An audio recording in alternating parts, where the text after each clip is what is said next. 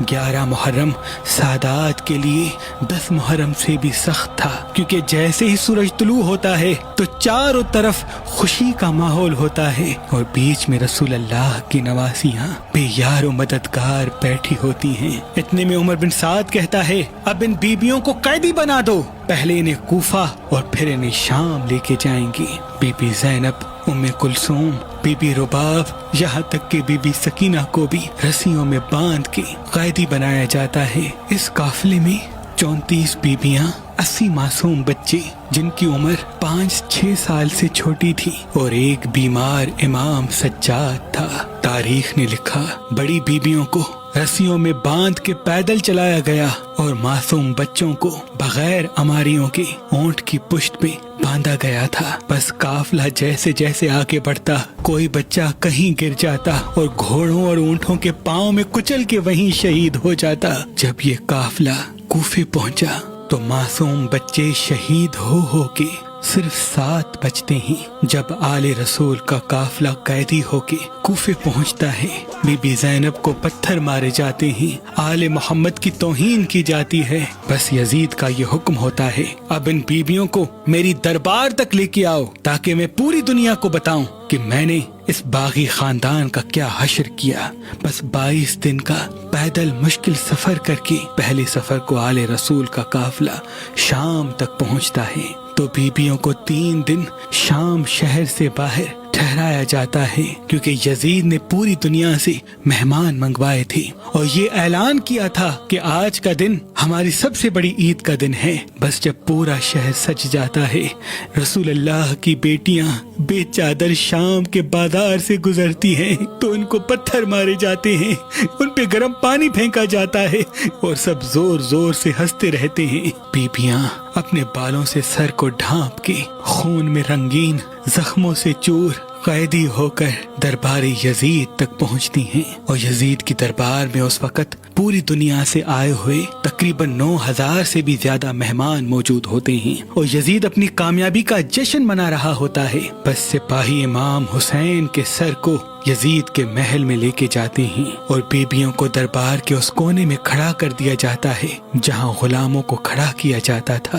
یزید جیسے ہی امام حسین کے سر کو دیکھتا ہے تو زور زور سے ہنستا ہے اور تمام اپنے مہمانوں سے اپنی خوشی کا اظہار کرتا ہے کہ میں نے بدر و احد کا بدلہ بنی ہاشم سے لے لیا۔ پوری دربار خوشی سے جھومتی رہتی ہے۔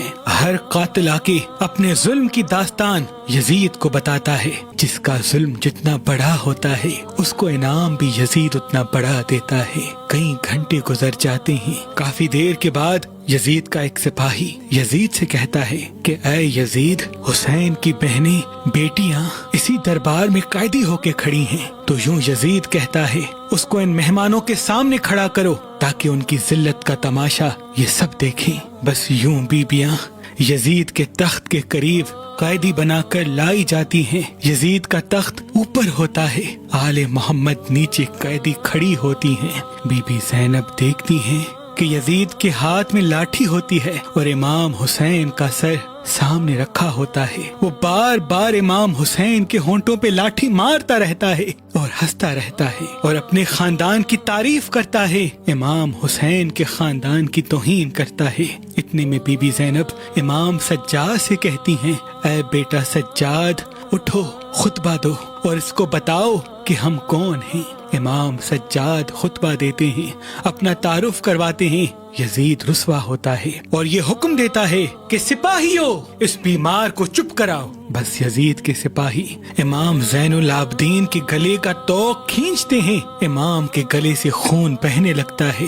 امام کو زمین پہ لیٹا کے ان کی پیٹھ پہ تازیاں مارتے ہیں۔ یہ منظر جیسے ہی بی بی زینب نے دیکھا تو آپ علی کی بیٹی علی بن کے اپنے بالوں کو چہرے سے ہٹاتی ہیں اور کہتی ہیں، اے یزید، تو اپنے آپ کو بڑا عزت والا سمجھتا ہے اور ہمیں بات کرنے سے روکتا ہے۔ یزید سپاہیوں سے کہتا ہے، اس عورت کو چپ کراؤ، لیکن دور دور سے آئے ہوئے مہمان کہتے ہیں، اے یزید، تو اتنا بڑا بادشاہ ہے، یہ سفید بالوں والی بوڑھی جس کے جوان تم نے مار دیے، اپنی بیواؤں اور یتیموں کے ساتھ تجھ جیسے عظیم بادشاہ کے سامنے کیا بولے گی؟ اس کو بولنے دے۔ بس بی بی زینب اپنے چہرے سے بالوں کو ہٹا کے کہتی ہے، اے یزید، تو اپنے خاندان کی کیا عزت بیان کرتا ہے؟ تیرے آباء و اجداد تو ہمارے خاندان کے آزاد کیے ہوئے غلام ہیں۔ اے یزید، جس حسین کا سر تیرے سامنے رکھا ہوا ہے، میں نے خود اپنی آنکھوں سے دیکھا کہ اللہ کے رسول اس سر کو بار بار چوما کرتے تھے، اور جن ہونٹوں پہ تو اپنی لاٹھی مار رہا ہے، رسول اللہ ان ہونٹوں کا بار بار بوسہ لیا کرتے تھے اور پورے جہان کو بتاتے تھے کہ یہ میرا نواسا حسین جنت کے جوانوں کا سردار ہے۔ اے یزید، تیری یہ حکومت چند سانسوں کی ہے، بس جی بھر کے اپنی سانسیں لے لے۔ تو چاہے جتنی بھی کوشش کر لے، لیکن اللہ ہمارے ذکر کو مٹنے نہیں دے گا، اور قیامت تک تم پہ لعنت برستی رہے گی۔ جب تم